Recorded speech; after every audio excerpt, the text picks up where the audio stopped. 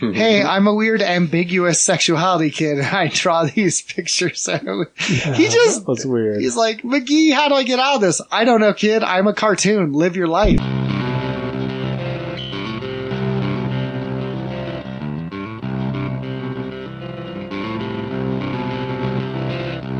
Welcome to Tales from the Ditch podcast, starring Sean. Hi. Seth. Guest starring Luke Holland. It's me. Directed and produced by Dick Wolf. All right. Bum, that is the sound, isn't it? The bum, bum. yeah. Dick Wolf, executive producer. Yeah. What a surname that is. All right.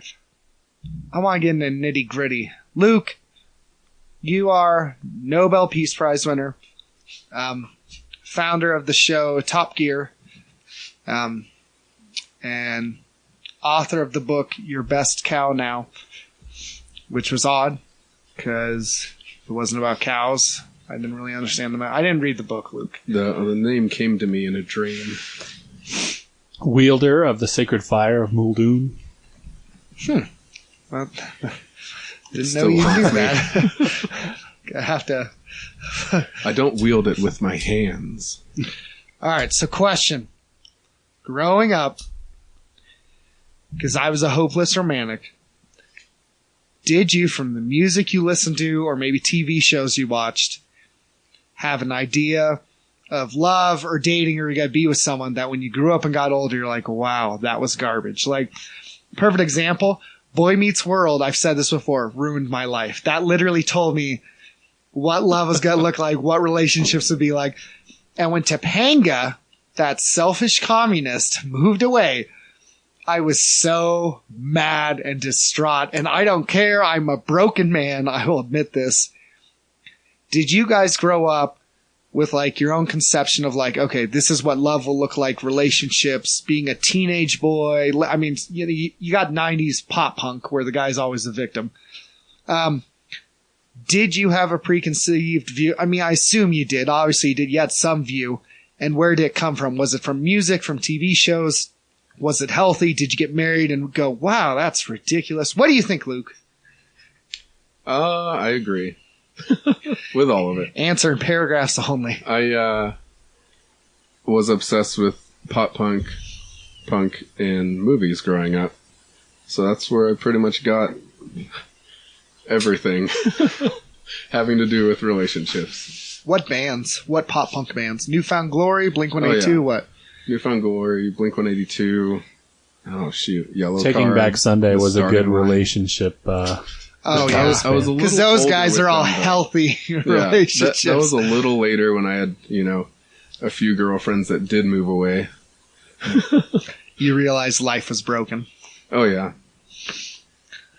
I had a lot of really bad understanding of the way relationships work, I feel like, from music, definitely, but I feel like the music comes after you understand your disillusionment. I grew up thinking a few things were true from watching TV shows. One, that there was like parties where you like meet people and have fun and everybody gets to be themselves and it doesn't end up in terrible heartache or the cops getting called. I never experienced a party like I saw parties in the movies. Every party I had was like the end of the night. Everything ended terribly. Oh, yeah. But also, like, I feel like one major misconception that I had growing up that screwed me up was like misunderstanding like what girls are interested in or what girls expect from a guy. To some degree, like, we're raised thinking that girls want this really nice guy who listens to them when their boyfriend's being mean, and then you listen to, like, The Descendants, where he talks about, I'm the one whose shoulders you were crying on. The vulture blah, blah, blah. Waiting on your shoulder, praying. Yeah. Everything sucks. Everything sucks today. And, like, and other bands like that, and you're like, yeah, why is it so messed up? But the music didn't teach me how it's supposed to be. It just got mad at how it isn't. And so I wound up still confused. And I think to this day, I'm still pretty confused. Nonsense. We figured everything out. Yeah, I mean, I still have, especially at parties, like you were saying, it caused a weird sense of FOMO. Yeah. At parties, I'd be there with my friends and expect something big to happen and meet different people. Yeah. And that wouldn't happen. So then I'd be like, well, everyone's drunk now, so every conversation after this point isn't going to go anywhere. So I guess I'll just go home. Yeah. Because I didn't drink back then. Can you define the FOMO? FOMO is fear of missing out. Yeah. I didn't know that was a word. That's my whole life. That's a real thing. Yeah, You never heard that? I struggle with it bad. And I think it's partially from growing up with so many brothers and different groups of friends that they had. So I had my friend group, they would have theirs, and I would want to be in different friends groups. Right, and I wasn't. So it made me, like, not respect mine as much as I should have. Yeah, like, I remember this always seemed to happen to me.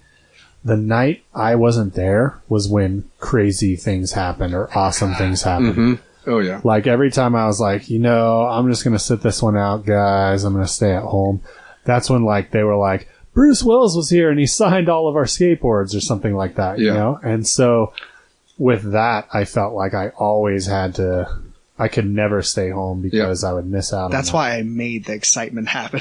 Yeah. They're like, nothing's happening. I'm all, what if I throw a brick at this window? That's exciting. But I made something happen. See, my brother took me to some of his parties. Oh, well, family listens to this. All right. It started out cool, but then some of those guys would be crying at the end of the night about their dad or puking. Or my brother and I are like, we gotta get home before cops come. I was like, why? He goes, I don't know. Someone was selling something. And like, so I went with him and but I liked it because it was kind of this like outlaw spirit. And it was that. But then I went to parties my age. Yeah. And to quote what Dave Chappelle, like, there's no parties with 14-year-olds, even when I was 14, that were cool. It's like, it really was. I'm like, this isn't like that cool. This isn't that great. Like, but my brothers were okay, but it was only because it was what I wasn't supposed to be doing. There was this outlaw thing. Mm-hmm. And I didn't know there was a word, but yeah, I was always so Tahoe. I had a period of time where I didn't get to see friends. Like, we lived in one area, no kids my age. So I'd go months of not seeing kids my age or hang up on myself in the forest. Like, just be alone. Up in Tahoe. Oh. And it sucked. So I moved to Reno and saw there was opportunity. I'm like, I never want to miss anything. Cause I felt like I had this 4-year period of, well, I'm just always by myself. I'm never on kids my age. I'm just imagining, and like I would just daydream or come up with stories or go on adventures because I had to use my imagination. No one else was there. Oh, yeah. So when I came to Reno, I was like, I will do everything all the time, every day, because I do not want to miss out again. Mm-hmm. It just, I didn't know that was word. What is it called? How do you say it? FOMO. It's just an acronym for fear of missing out. Yeah. I mean, I still struggle with it. Yeah, like you said, I'll be tired after work. You know, I'll work all day and I'm just burnt. And I know stuff is happening. It'll be like a Friday night and I'm like, no, I'm just going to go home and chill with my dog, watch some Netflix, and then, of course, open Instagram because that's what happens when you do nothing. Yep. And, you know, my friends will be hanging out somewhere, something cool will be happening, and I'm just like really upset with myself. Well, they say too, like there's some... Be upset with them. They betrayed you for having joy. They know where I live. There's some expert psychologists now that would say that that's actually a major problem for people. Social media drives up that FOMO to the point where everybody feels like they're missing out, not just on like a party or something, but they're missing out on life. So they say no FOMO? Yeah, they say no FOMO or hashtag FOMO no mo. FOMO no mo. R-E. FOMO no mo. Hashtag. But it's an interesting thing because I've seen it happen. Like, you look at people's Instagram, people half my age have twice as much as me, like consumeristic things, or are able to travel more. Like, people are like, oh man, Russia's not good until like the 4th time you go or something like that. And I'm like, how dare you? And they're like, oh yeah, I had to sell my motorcycle. so I could get another one. And I'm like, I Who do can't. you think? Yeah, exactly. So what's the fear? So you can say, all right, it's a fear of like missing out, but you have fears for a reason. So what's the fear behind that? Like, because if you say, well, I'm afraid of missing out, you don't want to miss out on it because in your mind you go, if I miss out on it, it'll have this negative consequence. Like someone says, I'm afraid of missing out because if I miss out, that might have been fun I could have had or joy or something. And if I don't have that joy, my life's not as meaningful, or I get a little more depressed, or I'm not as fulfilled, or I'm going to look back on life and wish I had, or like, so what's behind the fear of that? Because it sounds like, because when I say I'm afraid of missing out, to just say that, okay, that's the surface level. But why am I afraid of missing out? You got to think like, what's so scary about missing out? Oh, it's something good. Something good would bring me joy. Joy would make me happy. Without joy, oh, I missed something. I'm lacking. My life isn't as fulfilled. And then it's this whole, what would you say it is? Or It's coveting. that? It's what? Yeah, coveting. Oh, okay. There Like you go. straight up, and that's why it's such a big problem. Because it's actually, I believe it's actually a form of, coveting what someone else has or is doing that you don't have. And you see what they're doing and think that if you had that, you would be in a better mood or happier. I agree with that. That's the sin I've had to repent for. Oh, yeah. When I'm in that fear of missing out state. It's, same. The underlying fear is kind of a scary thing to think about because at some point, and we've talked about this before on this podcast, but at some point, I think the thoughts that run through my head that I know are not true are that this is the only life I have. And if I die before I'm able to do these things, then I'll never have a chance to do them. And so the fear, I think, the deep underlying fear for me in that case, Seth, would be that I don't believe that heaven is as good as what my life can be, which is a unfortunate thing to think. And, which also means you can't trust God at his word. Yeah, exactly. Yeah. Like when he says it's paradise, or it's a mansion with many rooms, or that there's no sin, like I'm doubting that. Yep. I think deep down, which is dangerous, I feel like, but I think that's what it comes from for me deep down. This happens to me a lot with islands. Like, I don't know why, but I see a picture of like an island, especially like a crazy island. Like I just saw this one. I look at islands a lot for some reason. I don't know why. They're on my like Microsoft wallpaper, I think. Oasis getaways. Yeah. And it's like, I see this one island. It's just this tiny, it's, maybe like 10-acre island with a bunch of trees and a little mountain and everything. And then this giant reef around it, protecting it, and like all the fish and wildlife and crazy stuff in the world. And I'm like, I have this deep fear. I'm like, I'm never going to see that place. I'll never have the amount of money that it takes to go to that place, let alone stay and appreciate that place. And it's like this terrible fear that I'm not going to get to see an island. And it's a really weird thing that happens to me, and it can totally ruin my mood one day. Totally. I see an island and my mood's ruined. Yeah. And I really do think it is, to some extent, it's me doubting that heaven is going to be satisfying. And that's, even if you want to go even further, the root of that's me believing that I know what I need more than God does, maybe, which is pretty crazy. Name weird fears you have that no one knows about. I mean weird ones, because I got some whack ones. I know one of yours. What is it? Clowns. Oh, that's one of my normal ones. I don't even consider them nightmares, because that's the popular thing. People go, oh, like clowns, and they go, huh, it's so funny. I'm like, no, they give me a knot in my stomach. So I mean, like, weird. All right, I'll start us off, because I got a few of them. Here's one. Maine. Maine scares me. The state of Maine. You know why? You know why? All right. Every picture I see of it, and it's always like a murder town or something, or some investigation, like in a novel or something. They're in Maine. I look at, and it's usually all these small towns and this foggy, dark area. And I could almost get comfortable there, like, oh, it's this nice little town. and this has to do with small towns because that's another thing I'm terrified of. I feel trapped in them. It's like you're isolated, you're alone, there's no action, you're missing everything. The FOMO, there you go. FOMO. Yep. But FOMO. in Maine, it terrifies me because it's this paradox of I'm in this small little area that's isolated from everything beautiful that's happening or everything interesting. I feel like I'm like cut off.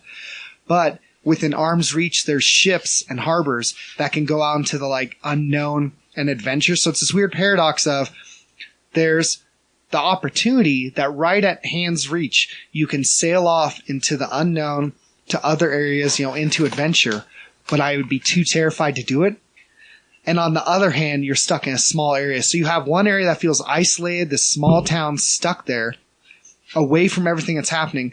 And 20 yards down the road, there's a harbor where you could sail off into the unknown, but you're too scared to ever go to it. So it's almost like this prison. Maine scares me, and I've not met one person from Maine who didn't try and murder me. I just want to put that out there.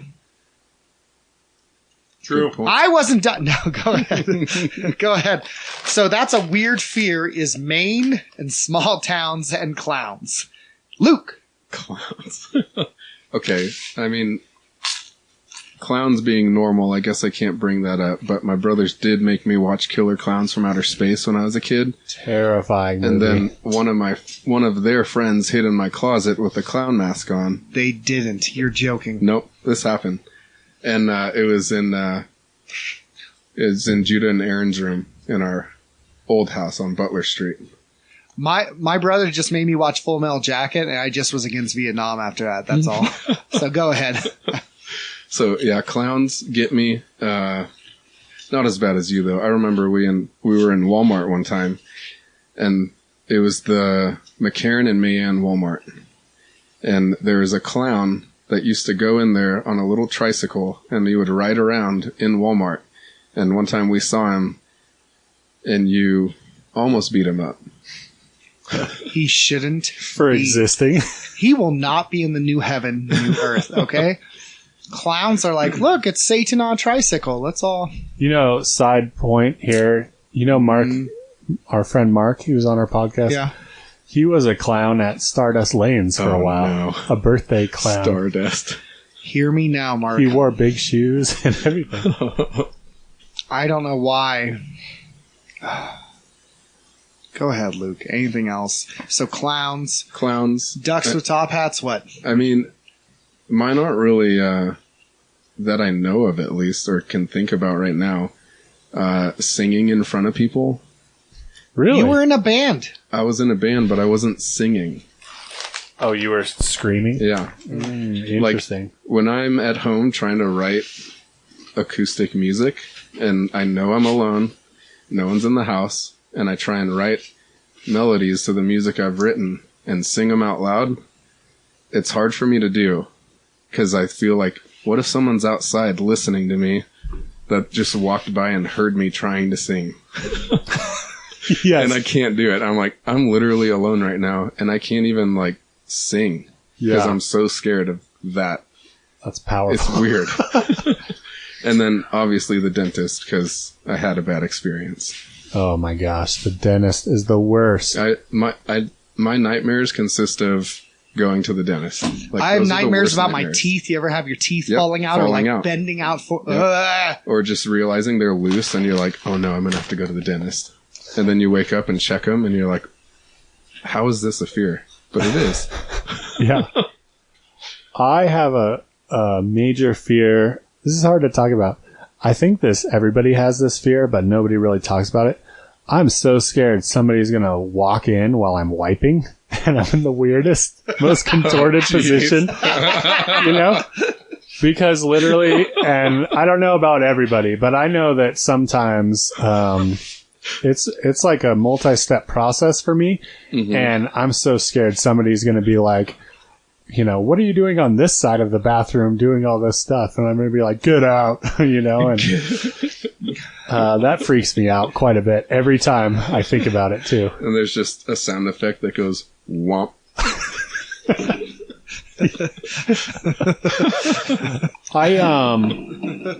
I know what you mean about Maine. I kind of have a similar thing. It's not necessarily... Only because I said it first. It's not a fear necessarily, but it's like a disdain, I guess. Like, You don't like people from the East Coast? I don't like the East Coast attitude very much, but that's a different subject. And I don't like the trees on the East Coast.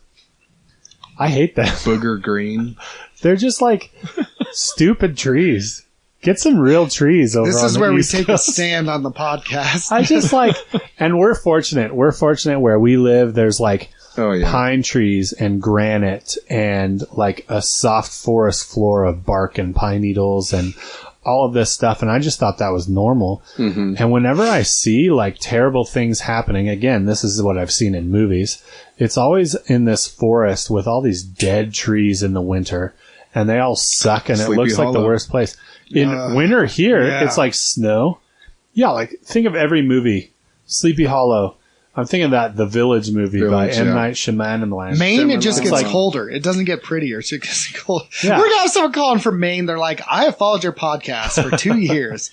I'm like, that's not true. How dare you? But I don't like it. I don't like their trees. Once again, fear of missing out. But I don't think it's... Because often when we talk about sin, you know, I can bring up the Christian perspective. When we talk about sin, sin's not creator, neither is Satan. It's always a distortion or corruption of something. Like, I brought this up. Rape is not this creation. It's a distortion and corruption of sex. This is terrible because Satan isn't a creator. So, often when we see these things, our fears, phobias, corruptions, like, at the core of it, it might have started out as something good. What is it? And I can't speak for, you know, women growing up because my wife has told me her experience and it's totally different. Sean's wife, totally different. Even friends we've had who are women, totally different experience. Yeah. Maybe similar, maybe not. What is it about young men, for the most part? Now, I know some might not say us, and I wonder if they're really being honest, but we have this desire of, I want this big adventure. I want this grand thing. I want something bigger. And I think even the guys who say, no, I don't want to go in, you know, outside. I just want to read a book. Even in that, they're trying to seek an adventure. They're trying to find something exciting of, well, I want adventure. I just want to read Lord of the Rings. I'm all, nope, you want adventure. If you're reading Lord of the Rings, you want adventure. Exactly. Yeah. Or they want purpose. What is this drive that when we look at the world, and I think I know the answer, but I always think that, why is it we have this desire, like, especially as young men, like, I want this adventure. And maybe this is our generation because World War II, allegedly they're better and we're supposed to hate everyone younger and blame them for everything that happened, even though it was a generation before and we put them into motion. But what do you think it is, young men, of this idea of, I want this adventure. I want this thing that's grander, bigger than what we have. What do you think that is? I want to thank our sponsor, Troy Mother Hubbard's Yogurts. If it ain't Mother Hubbard's, it ain't yogurt. Womp.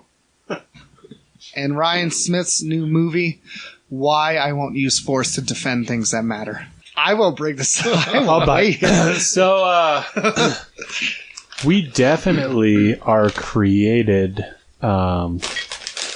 with a desire for something better than exists on the sin-tainted planet that we have. That's part of it, I think. Like, we have a natural desire for the garden, or for paradise with God, and like in a sinless state, where we don't have all these problems. I think that's part of it. It's not the whole thing. That's part of it. I'm starting there. Your mustache is saying you're a liar. Luke, of the tribe of Holland. Well, I guess all I got is what I've experienced in my life. I think it's kind of a battle between us seeking who we feel God wants us to be against who our flesh is trying to make us be. And I think we have this idea that adventure and becoming, you know, real men and adventurous men and finding that is, I I don't know, I guess in some way being more who God wants us to be. And, I mean, it obviously never feels like you're going in the right direction, but I think you always feel like adventure means moving forward in a better way with your life than where you are at now. Being, in your mind stuck where you're at. It's kind of like a law of thermodynamics a little bit, like Nerd! conflict or difficulty or something like that is where true success comes from to some degree. So it's like you don't get big muscles without working out. Mm-hmm. You don't move a lot of dirt without a lot of difficult shoveling. Mm-hmm. You don't defeat a dragon without, training with your sword and learning to cast spells or whatever. Amen. And so, like, to some degree, I want to work the hardest. I want to go on this adventure where it's creating the most conflict, the most difficulty, the most struggle so that there's a great reward at the end of it. And it's weird because your goal is the reward where you don't have to work and struggle or have conflict anymore. Mm-hmm. But at the same time, you're like appreciating the journey of the struggle through it. I was going to say Muslims. What? You're all thinking it. No, I think that, yeah, I think a lot of that's good because I think there's also a piece of not just finding purpose, but these stories where there's conflict and battle. I don't know. I can analyze it so much of like, do we want to overcome something to say we had victory, to say we had meaning, to say we're better, or prove something? Are we just longing for a new heaven, new earth? How much of it is our sin nature? How much is not? Mm-hmm. But I just think if the Muslims would stop poisoning our ice cream, we wouldn't. Bada bing. Oh, that's my new website. MuslimsPoisonIceCream.org. It'll be linked to Alex Jones. It could be as simple as we grew up watching cool movies. Yeah. And that made us feel like we should have a cooler life than we have. But isn't it hard that we're actually special and other people aren't? Yeah. I mean, that's rough. It's a burden. I'm like, why can't you get how deep I am? So what about this? Like, understand and this obviously doesn't encompass everybody, but whenever I think that any of the three of us were faced with a situation, like we would want to be the underdog or the reluctant hero type where the odds were cast against us, yet we still overcame or whatever. Like, what is, like, that's kind of like an adventure. What's that about? I think that's a Western thing and also how we interpret the Bible, because remember, you and I were told the guy with like the crazy past was like interesting and deep. The edgy guy, like the guy who, Predator. You have the Native American dude cuts his chest and is ready to fight. That was the type of character of like, all right, he's this cool character because he faces and brave. I think the same thing with like the person with the shadowed past and made him deep like, all right, people liked Corey Matthews, but Sean Hunter, they went, oh, well, he's interesting. Absolutely. Corey Matthews is bland. And I think it's the same thing with the underdog. How awesome is it? All right, I remember in Rocky Balboa, and that was the news. He falls and he says, what'd you tell the kid? And he's like, get up. And he's remembering his wife's death. He's playing through everything in his life. His kid's birth, his wife's tombstone. He's been broke. Every loss, his coach dying. And he's playing that all. And he just says, get up. Fight isn't over. It's this whole, and we go, yeah! We're like, come on, you fake Italian actor who wants to fight. And I think that might be, I don't know, that might be a cultural thing, because when I've watched some movies from like Asia, they love it when the hero dies sometimes and like submits to his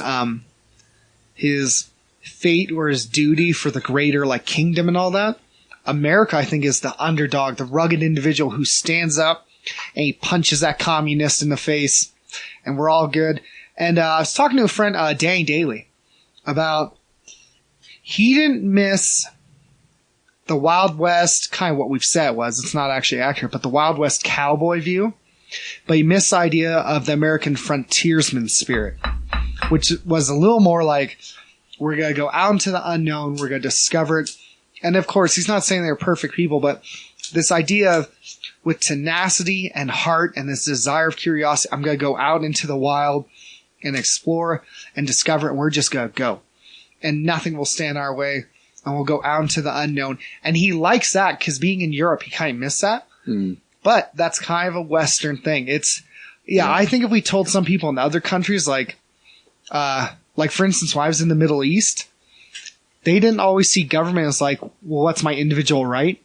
Government was almost an absolute. It's just there. And it's cool if it's good. But they kind of assume like, no, it's just there. It's just this almost like a law of nature. So I just feel like a lot of these things are Western. I feel like the rugged individual, the underdog, standing, because what is it? Think of it. That underdog comes up, he beats it. You know, everyone's cheering against him, but he goes and then he wins them over and he overcomes. It's a lot of me and I think it's Western. I don't know. That part I think is Western, but. It is interesting though. So are you proposing, Seth, that our desire as young men for adventure is not necessarily a universal thing? It's more of a Western thing, or are you just saying the underdog specifically, or the struggle part is a Western thing? Or how dare you come at me with that tone of voice? I think the sense of purpose is universal. Mm-hmm. I think as men, the sense for something greater is universal, but the idea that it has to be a conflict of the good guy being the bad guy, or the underdog, or you by yourself, the individual overcoming evil. Some of that might be Western. So there's aspects that are universal, but I'd want to know what a kid from a collectivist society said. Because we can only speak from an individualist one. We're very much Western. We're going to do it. You know, we did this. We built this. I'd want to know what someone in Asia thinks growing up of, who has the burden of, I have to take care of my family. I'm thinking of my ancestors. Like, I don't think about my ancestors that often, or traditions, where it's much more this view of the whole versus zeroed in, zoomed in on the individual. So aspects are universal, and the other aspects, I wonder how much are Western. So, do you remember when Jim Gibbons was governor and he was going to shut down our high school? And yeah, was that the one whose wife flirted with you? Yes. Even though she's 90. Oh, that was ageist. Oh. I apologize. I'm supposed to be a social justice. All right, hey, I'm going to come out right now and say the Me Too thing. Dawn Gibbons did grab my butt in high school. That was nice. the wife of the governor. Do you remember the energy lady who said, well, muscle has radioactivity? And she goes, you must have a lot, looking at me. And everyone goes, woo! And she goes, what? And I'm like, no, this is where you say you're an adult and this is inappropriate. And yes. She's like, Yes. Anyways. I was 17, dog. Moving on. Instead of actually finding fiscal solutions for the state, which was our assignment, even though there's a lot to ask of a high school student, we just worked on vilifying the problem. Yeah, it was the governor. You play football. We're not going to get along. Yeah, exactly. Every villain in the 80s. Yeah. And then I realized I like playing football and watching it. Yes. Yeah, you can see that actually in the villains of especially the 80s. They're always like, my father's going to hear about this, and always wearing a Letterman jacket and things like that. Brock. And you always have to Barack Obama create this terrible enemy. It's interesting. I think we need a tale from the ditch to help bring things back to level. I want to thank Kirk Cameron for his shout out on Everything's Okay in America podcast. Oh, the lovely Kirk. Kirk, he really is, dude. If I met him, he's a nice dude. I'm a bit of a jerk. That's Friends okay. would describe me. He's an optimistic premillennialist. Why you gotta hate? Because that's not close enough for me. We had a boxing club at Vince's. And this was when we were, 15 or 16? Yeah, we were. Greg? I remember for part of the boxing club, I was like being dropped off by people. I didn't have a car yet. So yeah, that was the age where you had to get a ride places. I was like, when I get a car, everything will be fine. Nope. So we have this boxing thing where everyone shows up, and good news, we've all been drinking or smoking, and there's no weight classes, age requirement, anything. We put on gloves that was like missing the material. I don't even know if there was a time limit on the rounds. You just went till someone got hurt. And our friend Wade sparred with this guy who later I found out was nicknamed Karate Dave because he had like 4 black belts. Oh, jeez. And he got concussed in like 5 seconds because this guy just hit so hard. And I was like, nope. But I think I had total till we quit because everyone wanted to start smoking, and it just got brutal because we started having people getting hurt. We had some matches where it was like, so anyway, I had 6 or 7 matches, and what was my nickname? You came up with, it was like Dynamite Kid or something. yeah, Kid Dynamite. Kid Dynamite. Which I thought was fantastic. So I was like $150, $140 maybe. And I would just fight with guys. And when I fought the smaller guys, I did okay. I would basically, so here's my strategy, and I've done this in life. I'm like, I just wait for life to get worn out. I would let them punch me and cover up.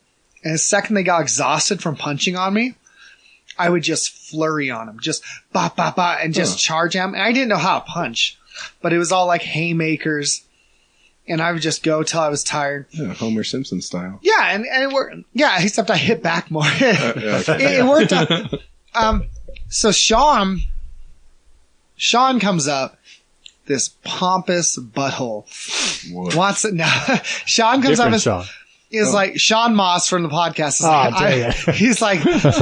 He's like, I want to box. So we box, and immediately I feel the 50-pound difference when he punches me in the face. He's hitting me. I'm like, this hurts worse than the other guys who are my same size. Because everyone else is my same size. Mm-hmm. So Sean and I are boxing. He knocks me down. And I was like, this doesn't feel good. Like, I'm getting this nauseous feeling. Oh. So I get back up because I'm dumb. And I remember you hit me. I hit the garage door or something. Yeah. There was it was like a double garage, and in the middle of the 2 garages, there's like a column, like a solid column, and he just hit the column. Oh, that's much worse than I thought. Yeah, it was bad. So that kind of, I went, okay, this isn't as fun. And I noticed all the bigger guys always wanted to challenge me. The little guys wouldn't want to fight me. I was like, that sucks. Sean, though, fought Mark when he was bigger. Mark, who was on this podcast.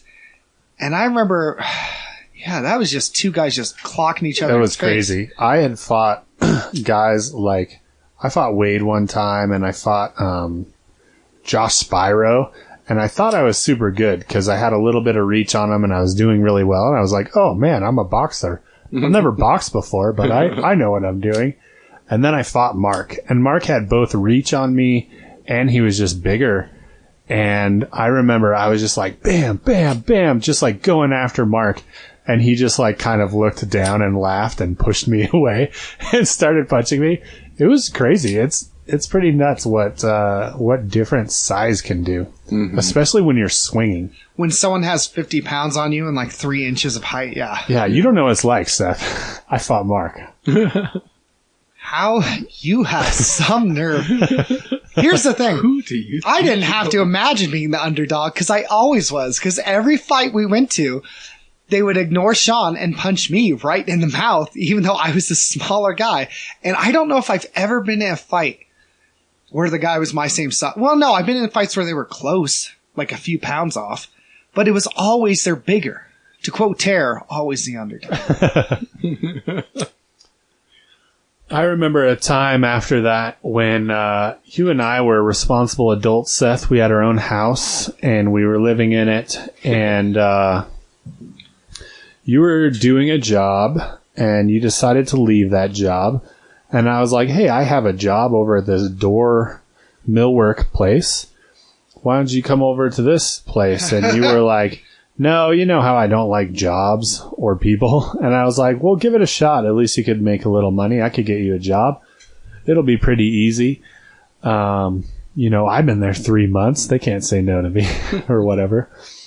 And so I go, and this was Seth still had this kind of awkward face where he like wouldn't look people in the eye or face them maybe necessarily in the same room.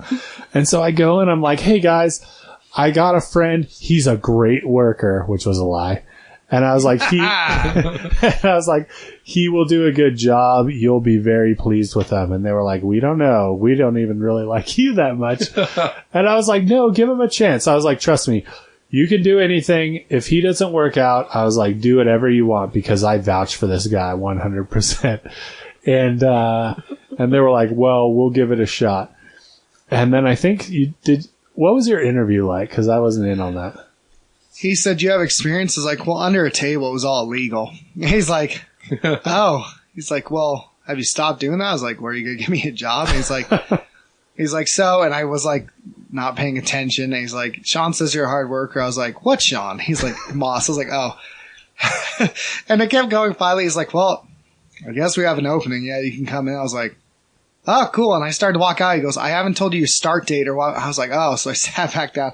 I almost walked out twice because I wasn't paying attention. I think you renegotiated because he was like, okay, you can start on Tuesday. And you're like, how about next Tuesday or something like that? I was like, I got stuff going on. Oh yeah, I lied.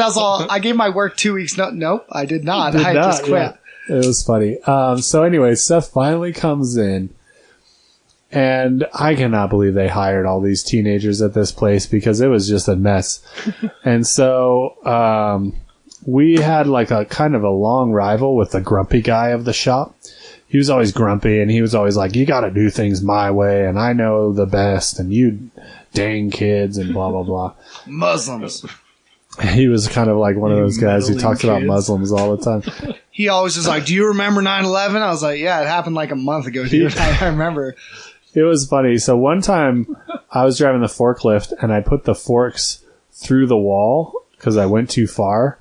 And they went into the boss's office, which was kind of funny. Yes. One time, I had this broom, and it was really important to like keep the floor clean because you would always slip and fall on the concrete, and it really hurt because there's sawdust everywhere. Go on. The entire warehouse, and so you gotta keep it clean or else you fall. And so I had this broom, and my broom would go missing every day, every day.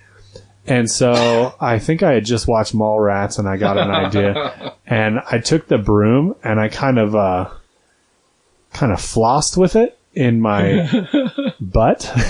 And you know, it's towards the end of the day where it's like I'm all sweaty and nasty and everything, and it was good. And so I just took that broom handle and just covered it in terrible, terrible stink palm filth. And I just left it there for somebody to take. And I would just watch the people, you know, take the broom, sweep around with it for a while, bring it back, put it back without seeing me, and then like, and then go grab a donut or something like that. It was great.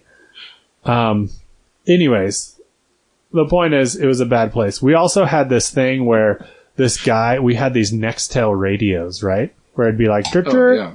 You know, the chirp. Remember that? Burp, burp.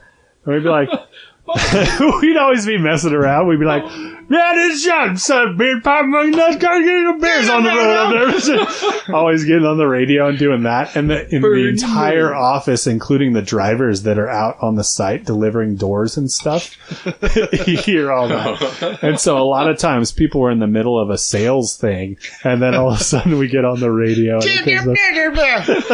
It was pretty funny.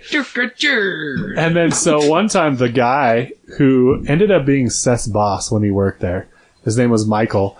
He said, okay, guys, we need to have a meeting. And we had a meeting. He goes, no more messing around on the radios.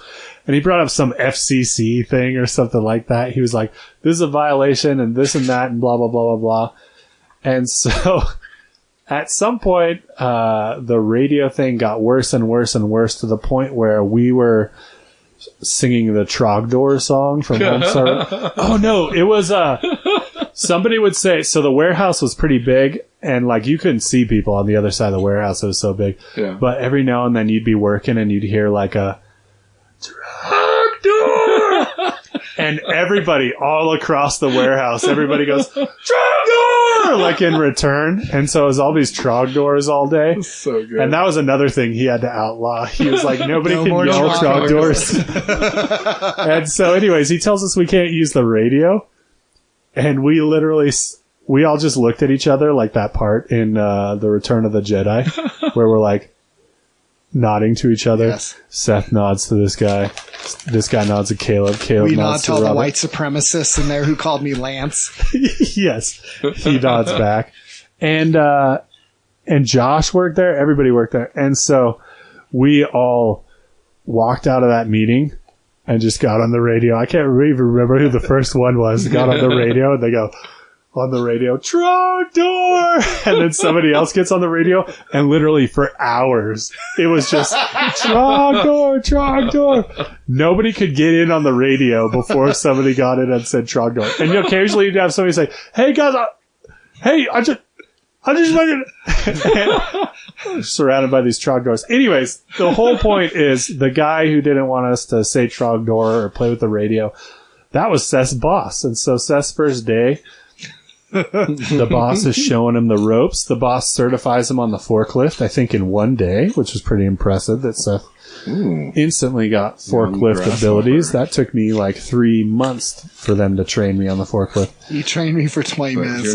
you're not bitter about it at all. And yeah, and he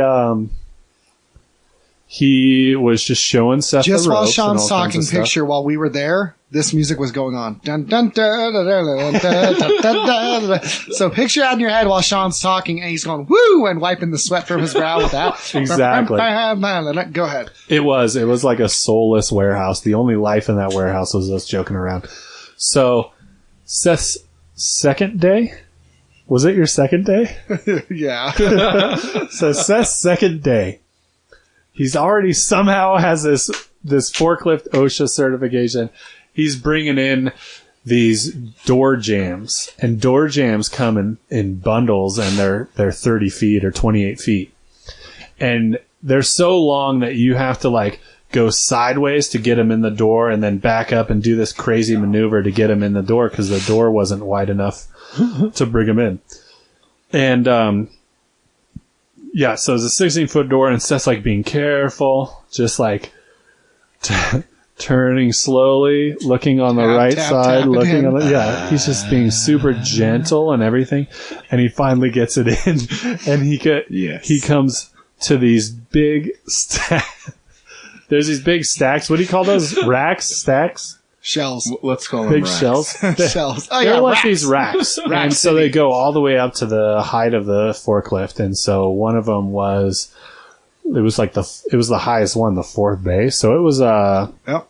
It was home run. it was Fourth base. 36 feet in the air, I think, right? Mm-hmm. And it's basically a giant shelf. And he's putting this big pallet 30 feet by 4 feet by 4 feet. On his And so he's second day. lifting on it it was the fourth bay up. And so it was all the way at the top. He was like touching the ceiling basically.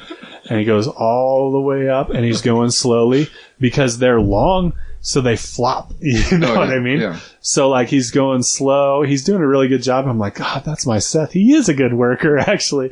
And it's turning out good. And one of the forks slips. And this whole thing, $18,000 worth of jams, comes down and busts on the floor. People are running and screaming because they're going everywhere.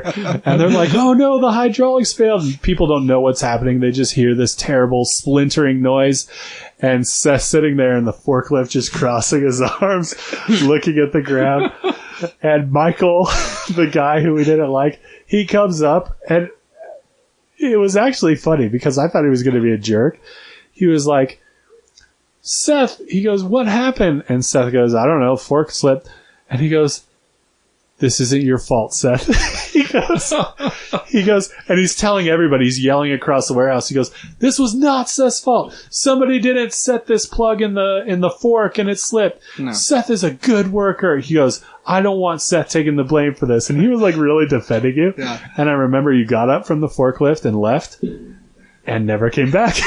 You never came back to that job. Second day, you destroyed $18,000 worth of jams. Never came back. I was over it. Here's the thing. All right.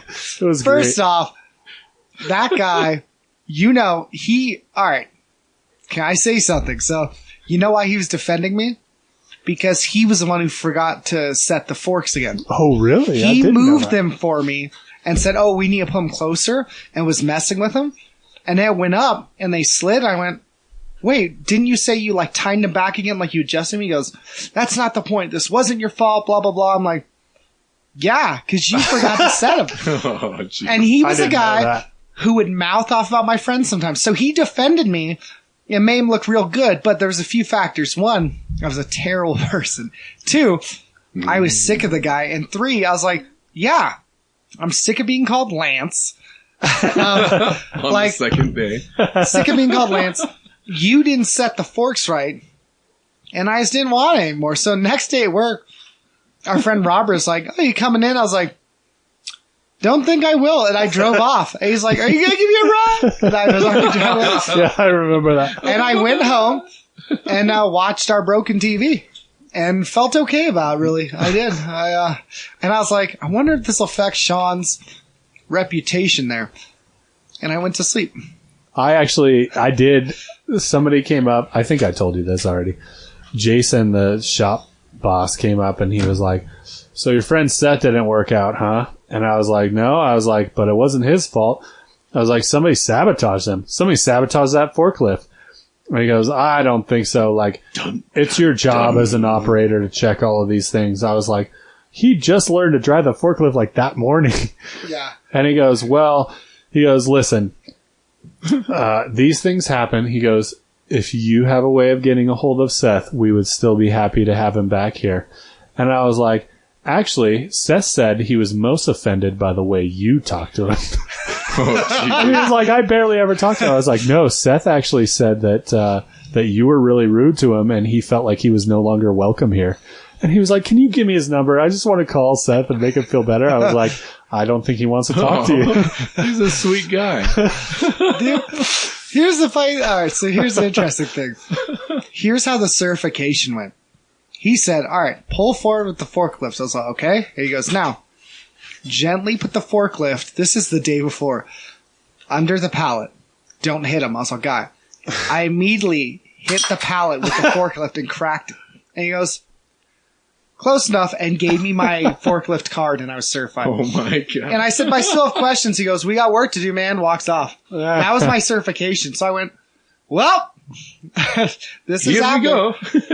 I remember they tricked me. You remember those cushions that were made of air? They were like, they would block this stuff. Yeah. So they would put these big things to block a supply coming in to kind of like cushion it. And they were these huge, almost like things made of air. They were just this paper covering an air inside. Mm-hmm.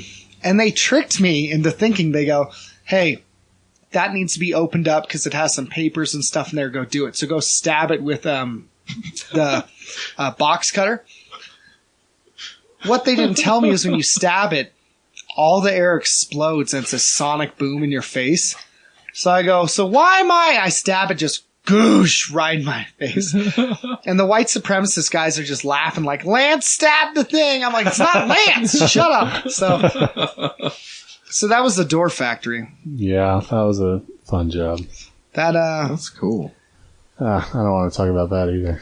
Yeah, because it'll make you look bad with your history of handicapped people. We should You terrible. we should talk about the time you guys first met my brother Which one? and his friends. Which of your 19 brothers are you talking about? Do you guys remember meeting Lonny and Luke Cole? Lonny First Holland. time. Vaguely. I have brain damage. What was it, skateboarding? Uh-huh. Lena Juniper, right? And I'm pretty sure you guys tried to fight each other. Did we? Yeah. And Luke Holt, that's right. Yeah, I remember. Because We were Luke Cole was skating. talking crap. We were skating at Lena Juniper. Well, so was I. And I think we were fighting over those little balance beams that you could grind on. Yeah, it was something. Lonny was too cool for us. Oh, I got a story with Lonny punching him. Okay. So, we were at Frank's house, this guy Frank. Oh, Frank. And he said, I have boxing gloves. I heard you box. But it was the kid ones that are like 6 ounces, so it's like a sheet from over the your flea hand. market. And Lonny goes, hey, this will be fun when we box. And I'm like, can you talk with some emotion in your voice for once in your life, Lonny Holland? Nope. So Actually, I'm overjoyed right now. he's like, I'm really excited about what's going on. So I put on the boxing gloves. And he's actually doing the old style, like, put him up, like swinging his hands. Come and on, I went, Copper. yeah, I went, time for this bird to fly. And I went into fight mode, like, no, we're doing this. And he barely grazed me. He wasn't even trying to go crazy. And I punched him as hard as I could in the face and followed up with a left. And he stumbled and like took a knee, and I started hugging him. I was like, I'm sorry. But I felt my knuckle go through the glove because there's no material. Mm-hmm. And his hands were down. It just, yeah. So that was, and he's like, it was kind of funny. I think we had like sandwiches after. But yeah, that was great. Over on Yori, like by Yori and Plum. Wow. That really hurt. And he's like, I'm really distraught right now, guys. Lonny and I used to go river surfing. Yeah. Where I remember that. We have a river here. We're so far from the ocean we don't get to do real surfing, so we get a surfboard and we'll go river surfing in the Truckee River. That was awesome. It was super fun, and Lonny has the perfect surfer guy attitude. Oh, yeah. And so we would make jokes all the time. Like, Seth, you came one time and you were like, oh, I'm having trouble standing up on the river part. And Lonnie's like, you just don't get it, man. It's a state of mind.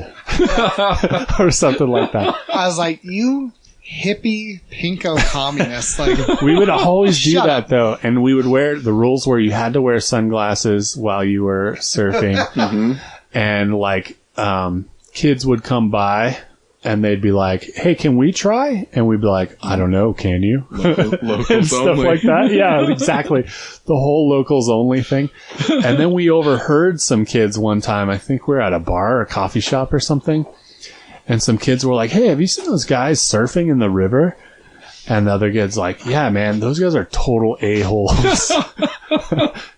And it was this persona that Lonny it started was. like a whole like thing. Oh, I know. It's a popular sport now. Like boogie boarding Yeah. in the same areas. Yeah. And then we like went one day and these dudes had tied a wakeboarding rope to one of the trees and were skimboarding on the wave.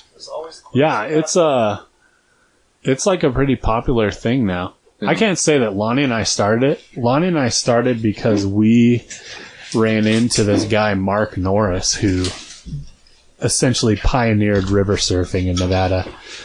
And we were like, wow, we want to try that. And so we went to Costco and got a surfboard. Oh, I just told a friend about this like last night. Remember when we would go to Santa Cruz in like December and rent wetsuits and go surfing in Santa Cruz? Yeah, man. The Santa Cruz fun. trips were great. That was so fun. I had shingles when we went surfing in Santa Cruz that one time, remember? Still caught a wave. We maybe got shingles from Cowles Beach. It's kind of from Santa Cruz, yeah. Possible. Yeah, man. Like leave 5 a.m. Yeah. Drive 5 hours down to Santa Cruz, surf for 5 hours, drive back. It was fun. So fun. It was good times. I cut my foot open super bad. I remember that. Yeah. Shoved my shoe on. Ugh. That's why I learned Sean had sensitive nipples. Ooh, yeah. It's true. Surfing. Yep. First thing I ever knew about you.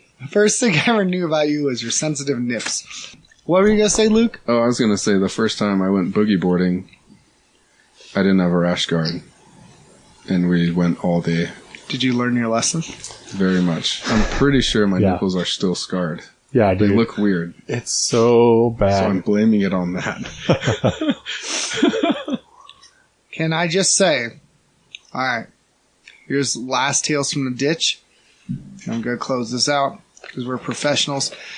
I want to thank our sponsors, which is no one. Get on the bandwagon, folks. All right? Start sponsoring us. Even if it's a company called Bandwagon, sponsors. We will sell out so quick. We will endorse you. Oh, I'll endorse men's like erectile dysfunction mess. I don't care. So anyway. It's a serious issue. It's a serious issue. Yeah, I believe the symptom is called wiener droop. I think that's the scientific term. I got a mad case of wiener droop. So anyway, I don't know. So in 5th grade, I was in a relationship because that's when you know about love. And we had this thing where we had to sing in front of the school. It was like American Bandstand or something dumb, which I don't know why I kept signing up for choir. I think it was because we had to do music. And I thought, well, all I have to do is sing. So I just opened my mouth and make noises because it sounded to me like learning an instrument would be harder. Yeah. So I was like, all right, I'll pick choir. I'll blend in the background, go, da, da, da, when everyone else is. And no one will notice I'm off key because it's a bunch of nervous elementary or middle school kids whose hormones are out of control, and they'll just think my voice is changing. No one will notice that SpongeBob is in the back singing off key. So I kept picking choir because I thought, yeah, I can do it. I'd also open my mouth and make noises. I don't have to learn anything. Anyway, so I'm in this relationship. And I say that loosely. And here's who was it? Jamie McNeil? Was it McNeil or McKeel? McKeel? I don't know. Alex Mack? McKeel. It was the first thing I ever knew about her. What's her name? So here's why she broke up with me. We started dating, and her older brother threatened me. He said, I'm going to beat you up. And I said, dude, I'm not even dating your sister. He goes, aren't you Seth? I'm like, yeah. He's like, I know you're dating her. I go, yeah, that's true. So he said, I will beat you up. Classic. So strike one was I told her, I'm like, hey, is your brother going to beat me up? Because if so, I have to get my older brother to fight him. I don't know if I can take him. She's like, oh, whatever. He's full of crap. So she already was mad at me for being a coward, I guess. I was like, well, okay. Secondly, I went and talked to her. She'd try to talk to me, and I think I would throw rocks at her or run away. Or, I don't know. Relationship stuff. Women. So then here was strike 3. We had this American Bandstand, and she had this idea, and I was like, you cursed feminist. No. That while people were singing, she's like, why don't we dance around a little like people are singing? Because people are going to be in the front doing like sock hop dancing. We'll dance, and then people will know we're dating. All right. Here was my homeschool kid problem. My parents said I couldn't date till I was 16. So they didn't know I was dating. I was like, geez, if I dance with you, mom will know, this is going on. Geez, how can I be in 2 places at once? And I had this whole sitcom plan, but here's how it actually went down. So I had this plan I won't invite my mom, or I'll tell her it's a different day and forget. No. I listened to Green Day and Offspring, forgot about the thing till the day before. My mom came and I said, yeah, it's that day, half-heartedly while I was playing video games, forgot, told her right time and day. She shows up, and 20 minutes before, Jamie's like, so we're going to dance, right? I was like, oh, I was supposed to get out of this with a lie. Shoot. So the song comes on, and she goes down the bleachers or whatever to get there, expecting I'm going to be there. I step back and walk behind another kid and stand behind him so she can't see me. And she's up there waiting, and no one comes to dance with her, and her shoulders droop, and she's still waiting. And she looks and can Kai see me, so I lower my head more, and I'm hiding behind this older kid who's wondering why I'm behind him. And she just goes, you're the worst, and walks back up, and I go, phew, played that one cool. I was like, got it. And she didn't break up with me to my face because we never saw each other. I didn't pick up her phone calls. But a friend of hers told me she was very mad at me and told me we broke up. I dated that friend a year later. So that's my tale from the ditch. Never mind. I was going to say something about the erectile dysfunction. I came up with a new website. I'm not going to say it because it's totally wrong. Snoopy Droopy. For SnoopyDroopy.com. If you got that droop, help get a scoop by the erectile dysfunction. Take a scoop. Take a scoop. It's a protein powder. Yeah, exactly. Alex Jones uses it. Snoop. I don't know. It's just something. And if you have any issue with what we've said, remember, Sean writes the transcript beforehand and it's all his fault. Sponsored by Ryan Smith, who affirms everything we say. Professor at Western Seminary. Cake or pie? Oh, man. Pie. No question, all right? The way. All I in. hate cake Honor. so much. No Yeah, cake's follow-up not good. questions. All right. I rest my case. My case of pie. We're done. We're done, Why son. continue? Zip it up. Zip. Zip it out. Zippity doo dah. Bye bye. As long as you've got a brother. I feel like those could be the lyrics. A long time ago. Believe it or not, I'm walking on air. Never thought I could really be summer song with a mild harmony. This is the 80s. Believe it or not, I got droopy. Droopine, if it was one word. Droopine. And you think Evil. this gives you control over me? Okay. Actually, here's a question. This is Tales from the Ditch. Of course. Luke. Of course. I have mild asthma and eczema, Mr. Wayne. Oh, Luke. You think the eczema is your friend? I was born with it. Sorry, I did. Oh, so good. Sorry, go ahead. Oh, I apologize, Mom. Mom. Luke, you had said, we were just talking about this. You said, I'm not smart. I don't read words good. Which Yes. I think, I think is, maybe like a small amount of low self-esteem coming out there. But either way, I'm curious, what's your favorite book? Besides the Bible, of course. Oh, of course. Besides the That's the only one you're allowed to be your favorite. shoot. Wild shoot. Whoa. Okay. So, my favorite book growing up was The Pony Express. Oh, I think I've read that. Did you have to read that in school? I was homeschooled. Oh, that's right. I think I had to read that. in I was It was a homeschooled picture 3 book. years. a picture book. 3 years. It's hard to lie when your mom's your teacher. I'm all, Hey, the Mom. teacher didn't tell me. She's like, that's me, you liar. If you're listening to this, Mom, thanks for buying me that picture book with 4 or 5 words on each page. But recently, my favorite book or trilogy would be the R.A. Salvatore first trilogy. Really? Which I forget what the name of the trilogy, I think is Icewind Same Dale. here on New Boots. But Streams of Silver is the second book in that trilogy. And How is the involves- character development? I say it seriously. Like, Oh, it's just, great. Okay. Yeah, it's really great. It revolves around these companions and basically their story of life and adventures and misadventures. But I think it's great. Seth, favorite book ever? Oh, ever? Well, Oh, yeah. crap. Or when you were a kid and now.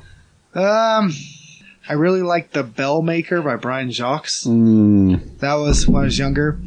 But I also really liked Paradise Lost by Milton. How old were you when you read that? 10. Oh.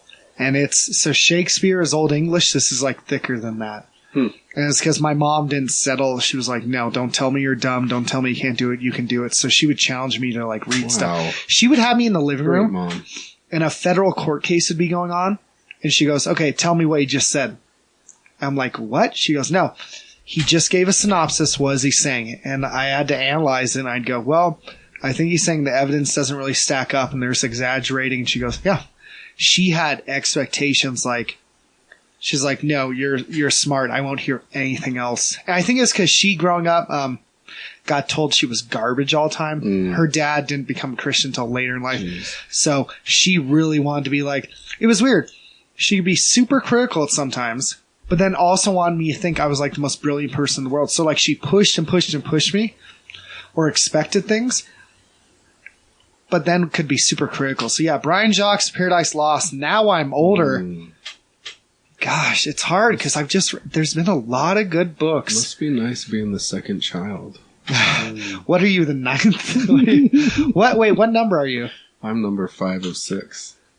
That's why Judah's so good. 5 or 6? 5 of 6. Oh. Yeah, but I'm middle, so I'm second of 3. It's not quite. Judah was more like the less older brother.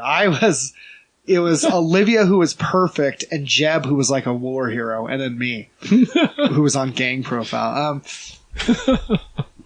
That's hard. You know what? No, I'll say this. When I'm older, and this is just one, I'll just throw out one of my favorite ones.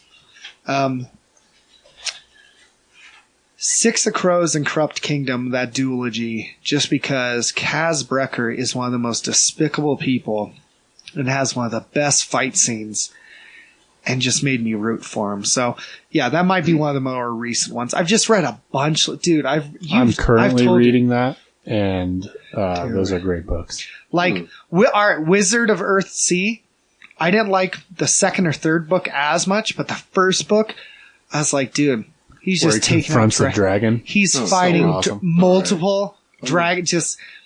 I've been reading so much. Like, I remember I went through a trilogy in like 3 weeks. What? I'll need to write down some of these. Dude, Wizard of Earthsea, I read the Powder Mage trilogy, started the Mistborn, wasn't as big into it. Age of Myth and Legend, read those first 2. Did the whole Six of Crows duology. I did the Grisha trilogy. I've of course read Lord of the Rings. I read Hobbit again recently. How do you feel about Twilight? Kingkiller Chronicles? Okay. Name of the this Wind. is going to be I just super started- unpopular. I just started Name of the Wind. Uh-oh. Womp. This is going to be super unpopular. It's okay. We don't like Rick and Morty here. You're fine. Yeah. So I think it has some interesting aspects, and he can make interesting stories, like creative stories. I don't like how he writes women, and I don't think his writing is as amazing as everyone says. It's good, but some of the ways later on, and I stopped reading that he writes women, especially I think it was the second book, I'm just not that impressed by. And I think it's just kind of lazy. So, Sweet. So, but overall, it's an interesting story, which you want an interesting story. I gotta finish it. I'll finish it. Yeah. I have Tales from the Ditch. I come bearing regret. Tales. Let me rep my books first. Oh yeah. Sorry. Hey, no, Sean's right. up next. I just Shut up, wanted to everybody. say, I don't have a long thing, but Yeah. as a kid, I liked The Bellmaker was great. I thought Salamandastron was a better Brian Jacques book. Then Bellmaker, really? Yeah, I really liked that one. And then, but my favorite book, I think, as a kid was A Horse and His Boy, the C.S. Lewis book, Narnicle's book. That is a good book. So good. I love that book. I never read those personally, but my mom used to read them to us. Oh, okay. She read all That's those books reading to them. us. That Yeah. counts. That's like an audio book, except Yeah. with a connection. And that's, I think, why I like audiobooks so much. It would have been more than great, though, actually if you were reading. like, I never actually read them, but I heard they were super Sting good. is a huge influence of mine. Yeah. I don't really listen to him, but the fact Yeah. that he's making the music, I respect that. He's out there. Yeah, Horse and His Boy, I thought was the best book. The Last Battle was really good too, but I think Horse and His Boy was better. And I thought you were going to say Maniac McGee or some crap like that. Maniac McGee. Oh, I have a tale from the ditch about I know Jason you Koppel. McGee. Okay. Anyways, moving on. As an adult, I really think my favorite book was Neuromancer by William Gibson. Neuromancer. Yeah, it's like a futuristic It doesn't sound cyberpunk kind of book. It's like a different fantasy than you guys are talking about. Okay. It was it was an old book. I think it was written the day, like the year I was born, and I found it in my grandpa's house, and it was an awesome book. I think you got that from McGee and Me. McGee and me. Oh, Maniac McGee.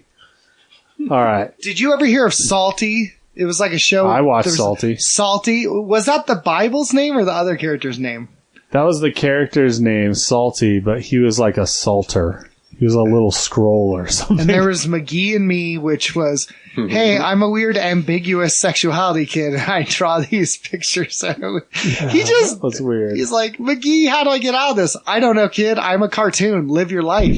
God gave you a brain. Can I rep another cool book series? Is this Abby Did you guys Kaufman? ever read? You guys were homeschool Christian kids, and Only I was for 3 not a years. Christian kid, but I read the Cooper Kids sagas. Did you read those?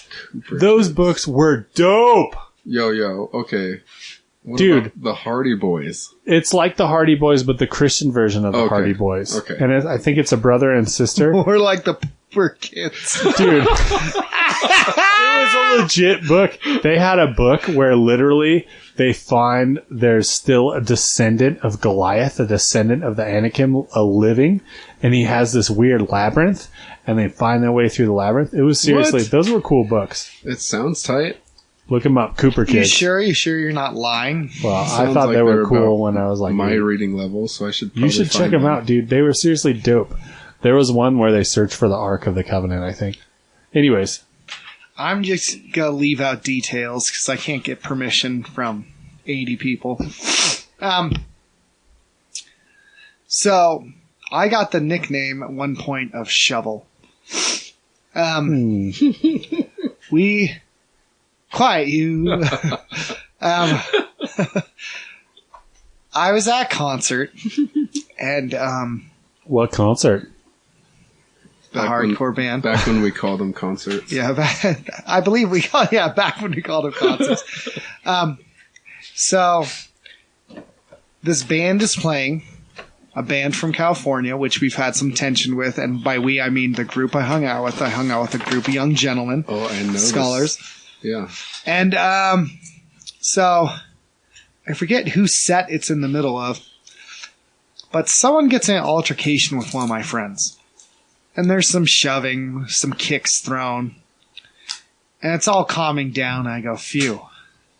That could have been bad. Because it's a room full of just Was neck tattoo dudes ready to fight. Everyone's mad. What? was this at Club Infinity? It was at a club. Okay. It's at a place that has an alleyway, which will come into play later. So, I go, okay, it's calming down. Good. We're all good. And some guy jumps on the pool table and says, F Reno. Oh, F man. you guys. So a bunch of people threaten him and start charging him, and this huge crowd is moving outside. And I can't remember if he had a pipe or brass knuckles. He hits my Latino friend in the face with it. And my Latino friend was a beast. He just powered through it and started punching the guy, hitting him. So I charge out there because now it's a group fight and it's between, Northern California and Reno kids. And I'm charging out there. Well, on my way to the door, I realize, they have like pipes and stuff. I see a shovel. So I grab the shovel, and this is like a comically huge shovel. Like the handle's super long and a like square shovel at the end. So go outside. And after finding out what was going on, first guy turns his face to me, I hit him and it goes clang, like I clocked him right in the face. And he's like, why? And I hit him again and he falls. And I swung and hit someone else in the back. And the owner comes out and I'm hitting this tour van, the windows, with a shovel. And he's like, what is your deal? That's my shovel. You're done. Stop fighting. He takes it away. And I look at him and just kick the taillight out of the van while I'm looking at him, and my foot gets stuck. And I'm still talking crap to him while my foot's stuck in there. And I get it out, and I'm all, whatever, shut up. And we all hop in our cars and drive off. And like a bunch of guys like funneled into the street and beat someone up. We get to In-N-Out, which is delicious. Always. And I think we're going to talk about, what went down or, if we have issues with Northern California again.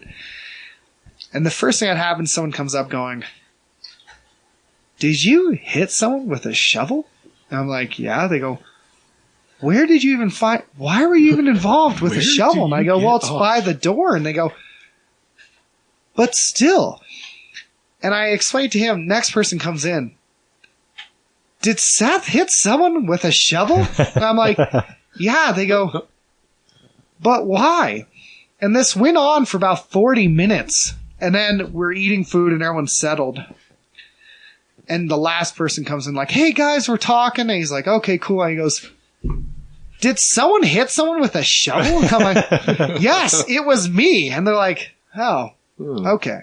So that followed me around for a while. And, yeah, Seth the Shovel. That was your name. I would like to say that I was at this show and I saw this happen. And it's what did a great it look memory. like from your perspective?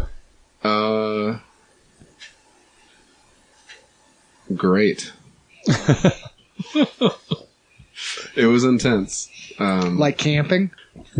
Sean did film, and it was by accident. Me getting jumped in. He had that on tape, yeah. I don't think I was there when that happened. You didn't need to be. I'm glad you were. Yeah, I got it on film for you. But I actually, in a weird way, so when I moved to Reading, I tattooed with a certain guy who was in a certain band that was playing that show. No. Mm-hmm. Was that when you were tattooing, was that when you were like sitting down going, okay, I'm going to set my goals, I'm going to decide what I'm going to do with my life? Like, you were setting your goals at that point? I was setting my goals, and it really set it straight. Were your goals set after that? I think there was like animosity between him and the church at this point, too. Yeah. I set it straight, and Reading, by the way, for those who don't know, is in Northern California. it is in Northern California. Is that correct? Mm-hmm. I believe so. It's on the up and up. That's about all I got to say about that. What was your response to him when he said he was at that show? I told him that I was there and that I knew certain people involved. And then he told me that he hated Reno. I, every now and then on message boards or on lambgoat.com, it's like that metal site. I remember that. Mm-hmm. Someone go, I love, some shows in Reno, but they're like, what type of idiot brings a shovel to a show? Yeah. And I'd find some fake username and go, hey guys, for what it's worth, I'm told that was his only option, and he didn't really start. And they're like, who cares? I'm like, you shut up. And I would argue with like 17-year-olds. You did this to me. I'm like, you weren't even there. Oh, okay, but okay. My buddy who was at the show didn't blame Reno. He was upset with the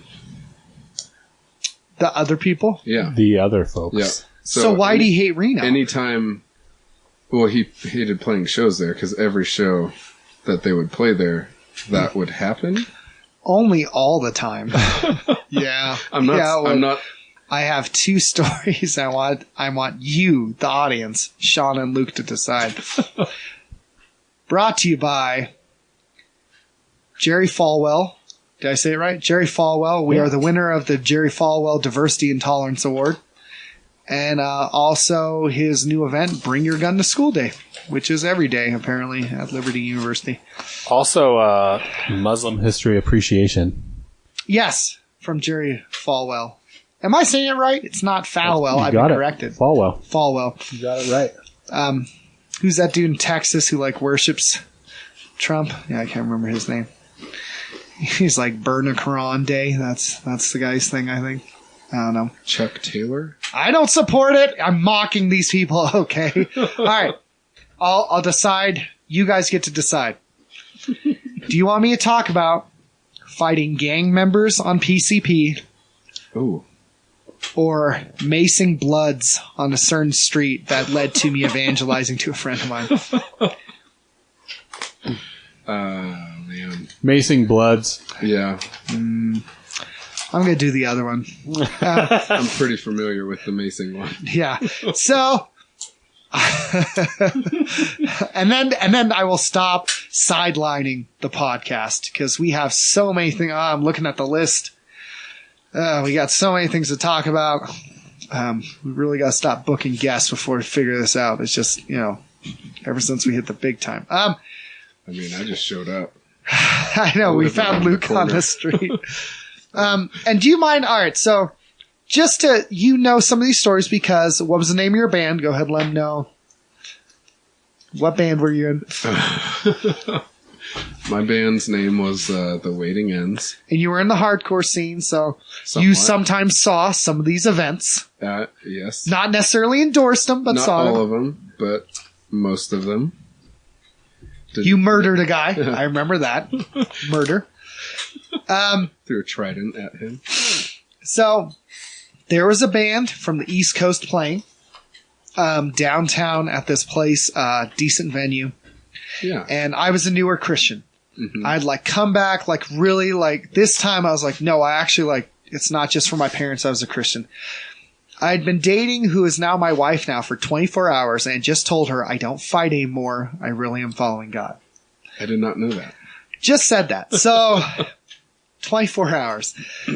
I get a call and my friend says, hey, those guys from your old crew, I think there's a disagreement, whatever you want to call it, between them and your friend who's also still in the crew. I'd left the crew.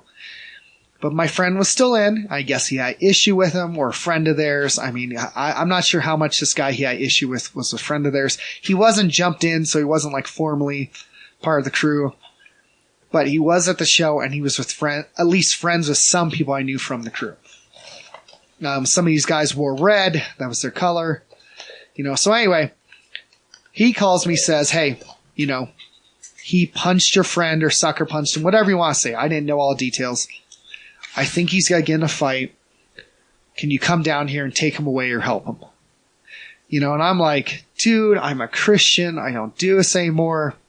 I'm done. And he's just telling me, no, I'm kind of concerned because I don't know who's friends with anyone anymore. Everyone has conflict in this crew. So many people are mad at each other. My friend was kind of on the way out. He didn't want to be in the crew anymore. That's very, very high tension time in the hardcore scene. I had left, so... Yeah, I'm sorry, before you continue, were people mad at you for becoming a Christian out of this very non-Christian group? Yeah, not all of them, but there was a few guys who were pissed. They were very, not happy with it. They thought I made a stupid decision, and I'm cool with them now, but just, it's hard, because when you're in that crew and then you leave, it's very much like, it feels like betrayal, which I get. Yeah. From their worldview, I get it. So I hang up and I decide, I'm like, no, I need to go down there. So I go down there and I have a hoodie, and in one pocket I put this canister of bear mace, and the other one I pick up a rock on my way down there because I'm thinking it's not going to be one-on-one. And I'm walking downtown and I'm like, what am I doing? I'm a Christian now, but I don't want my friend to get hurt. And I see him outside the venue, my friend, walking around, and there's always, crew politics, but, he's talking to some people, but I can tell, someone made him mad, someone sucker punched him in the show, I don't know. So I walk up going, cool, it's not gonna be a fight, I'll take him, we'll leave. And I yell his name, he turns at me, and smiles, and I go, cool, we're gonna leave. Just then, the guy who punched him walks out of the venue. And my friend turns around and goes, hey, starts having words with him. So I go, oh, great. So my friend walks up, and he's like a amateur fighter now. He walks up, clocks the guy right in the face, starts fighting him. So I come up, and a crowd's gathering, and other people are coming out. And I think, okay, any second, someone's going to jump in. And I never really cared about fighting fair. I don't know what that means. I think fighting, you just do whatever's humanly possible. Whatever's physically possible, that's what's allowed to fight. I saw a guy his hand was on a knife by his side, mm-hmm. and he was pawing at it, and it looked like he was pulling it up. So I jump over, and I go, hey, and I bear mace him. I bear mace the guy my friend's fighting. And I take the rock out of my pocket and throw it. It skips off, like barely nicks the guy's head, hits the wall, so he starts moving away. Those two guys start running away. And I grab my friend, and I'm like, we're out of here, we're done, let's leave. And my vision is kind of blurry because the bear mace, and I see forms running out of the crowd. And I'm like, okay, I'm in a gang fight now, so, you know. And one of the guys swings at me, and I duck, do like this judo trip, and I get full mount, and I'm hitting him and I'm hitting him with the bear mace can in the face, like just smashing him in the face, and it's bending in half. And then I feel some guy punch me in the back of the head, and someone else kick me in the ribs while I'm on top of this guy. And I turn up thinking, you know, the guy's gonna hit me again. And one of my old friends who was kind of from that crew is running up, and I think, oh, he's got to jump in. No, he takes my side and punches the guy who was hitting me. I was like, cool. And my other friend's fighting someone else. And I get up, and some guy tries to tackle me and picks me up. Well, in the middle of the air, I do a guillotine. I don't know if a lot of people know what that is. I just wrap my arm around his neck and head. Well, I did that and wrapped my legs around his waist and my arms around his neck. Well, he was picking me up to slam me. Well, this guy shifted the weight, so he fell forward. When he fell forward, his head hit the curb and he went unconscious. Ugh. Now, I didn't know that, so I'm still like struggling trying to choke him out, and he's not moving. And I can't see because the bear mace, so I'm going, hey, I can't see. Like I'm yelling like, someone help, like get this guy. I can't see even who's coming to hit me. Mm-hmm. And someone comes over and like kicks him, and I realize he's not struggling. I let go, and he's just done. Yeah. So I get up, and my eyes are just burning. And I grab my friend. We run across the street. I was like, just go somewhere. So I start sprinting. Well, he was following me. So he says, Seth! And I turn around to like spray him. And he's like, whoa. And he's like, get rid of that. And the bear mace can is bent in half. I toss it over this like auto like junkyard or whatever. And then we go to his house. And for like... No, we stopped at someone else's house and tried to pour milk in our eyes because the second I blinked, the bear mace is just killing me. Because I had sprayed a lot of it. And people are mad and like pissed at me. And so the milk didn't work, so we go to his house and we're just trying to get out of our eyes. And he's telling me, you know, he's grateful. And I tell him about the knife, and I'm like, look, like, you know, basically, like, I kind of did this. So you're not going to give me crap for being a Christian, or you'll hear me out when I talk about Jesus. So we had some good conversations that night. I sat in his tub for 6 hours trying to get the bear mace off because it was covering my body. Mm-hmm. And like 2 a.m., I can't remember who said first, but it was like, are you still awake? And it's like, yeah. And I called into work. I was like, hey, I have a cracked rib and I think I'm concussed, so I'm not going to be at work tomorrow. I'm okay. I think I hurt one of the guys, but I'll see you guys later. And it was when I was working at the after-school program. And they didn't fire me or discipline me. They just were like, are you okay?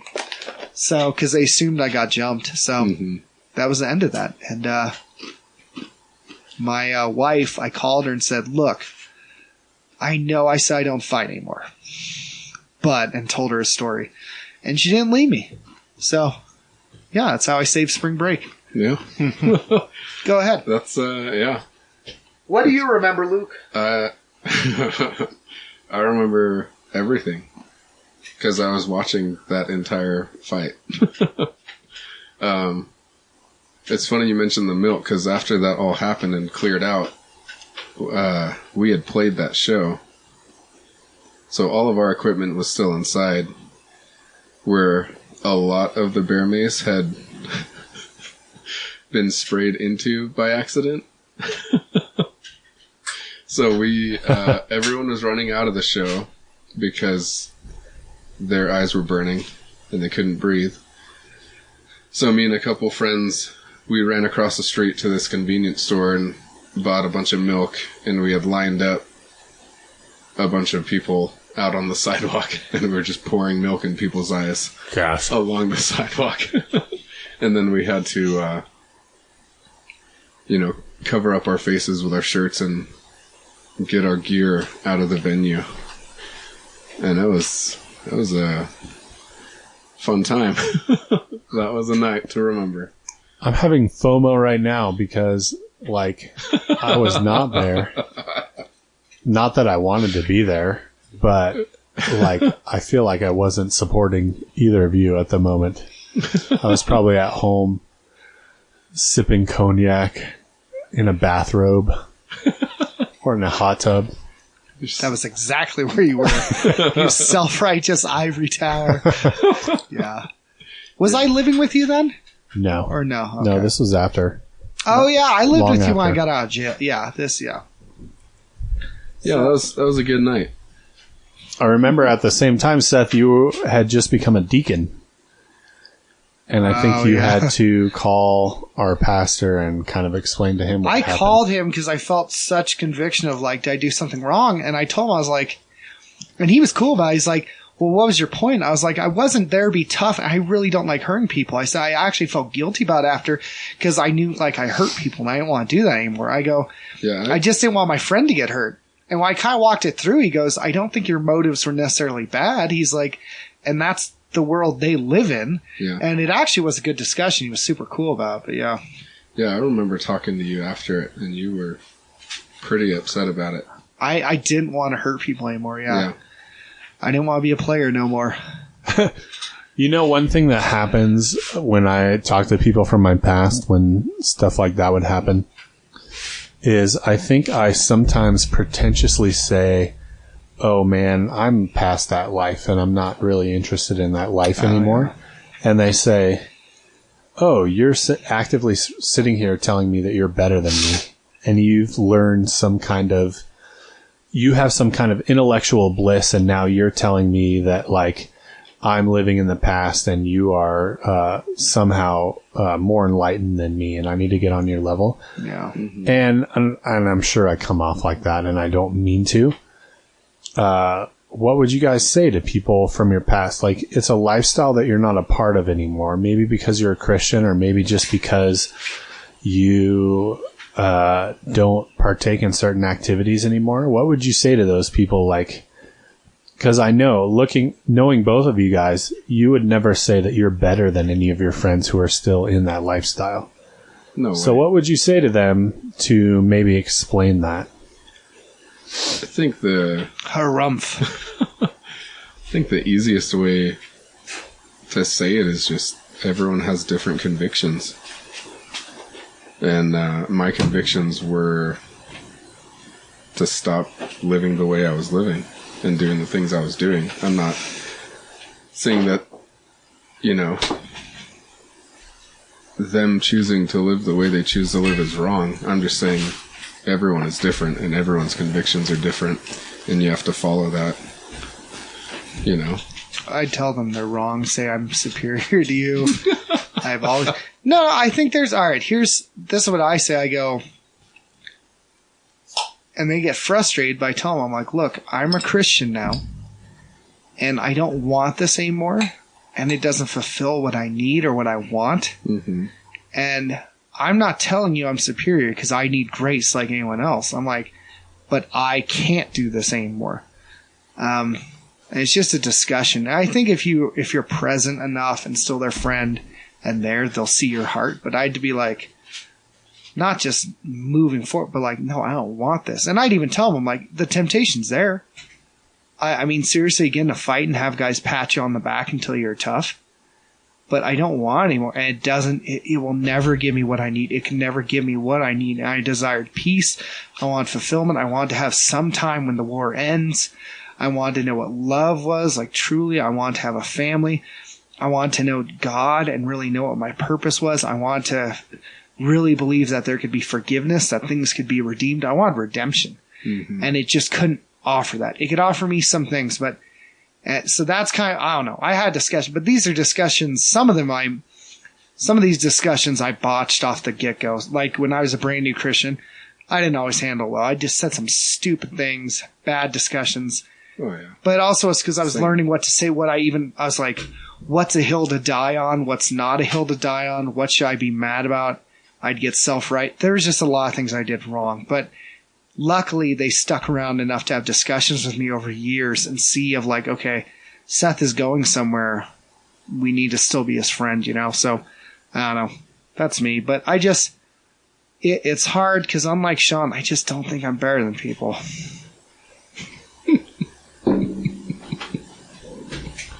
Because you're not. You can't raise to my level. Yeah, I think there's a sense where people feel like they have to believe in the same things. Like nowadays, like we have to believe in the same things, and we have to do the same things to be friends. And I think that is garbage. You know, back in the day, men had whole, rooms dedicated to sitting in at a big table where their friends would come over and they would debate their different beliefs on certain issues, and that's what they did for fun. Like And the still be European friends. Commonwealth? Still be friends. Yeah. I disagree. Spatula City. I've been in situations, usually with drugs, where people are like, hey, can we just do drugs? Like even just weed, because it's legal now. And I'm still just like, I just don't really have any interest in that. And they're like, what, are you saying that you're better than me? Are you saying that you're smarter than me or something? Or you're cooler than me or more Christian than me? And I was just like, no, man, I'm just saying I don't want to, I'm not interested. Why do you want me to do something I'm not interested in? But it's been super hard to explain that to some people. Especially the marijuana issue. Yeah. So I have a lot of friends that do partake in it, that do believe in God, and I'm not saying they're wrong in any way. I've tried it, and it doesn't sit well with me, so I don't want to do it. Yeah. And I do have friends that get weird about that, and I don't know what. I don't feel like I say anything that should make them feel that way at all. No, and I think that's a conversation, especially. All right, this might start. There are guys I've seen with PTSD and stuff who it's helped. Yeah. And this is not the same as some illegal thing. Also, a doctor's. There are different ways you can have it administered to you, dealt out, the degree, the strength. There's so many details to it now. Yeah, I think that's a discussion. That's not a black and white thing. That's a discussion. Totally.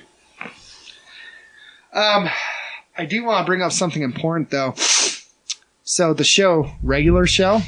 Yeah. Oh, so good. Maverick yesterday came up to me and said, always guard your pepperonis. And he milkshaked me. Both of them. Oh. And for those who don't know what a milkshake is, you slap someone in the pectorals, or the chesticles as I call them. And he literally went in his cute little voice, always guard your pepperonis. And he goes, slap, and flaps them up. I go, ugh, and he runs off giggling. And another thing was, today he jumped on my back, raspberried me on the shoulder, and says, welcome to Fart Town, Stinky. And I was like, yeah. Oh my gosh. That is awesome. He even goes, oh my glob. I was like, He has arrived. Why send him to school anymore? He's learned everything He's he can already learn. cooler than we He are. knows. Zip it up! Zip it out! Go to talesfromtheditch.download to subscribe if you're interested. We don't really care. Where else? Subscribe. Shout Engine, iTunes. It's only if you search Yeah, Tales Google from Play. the Ditch. It's, Spotify. Spotify.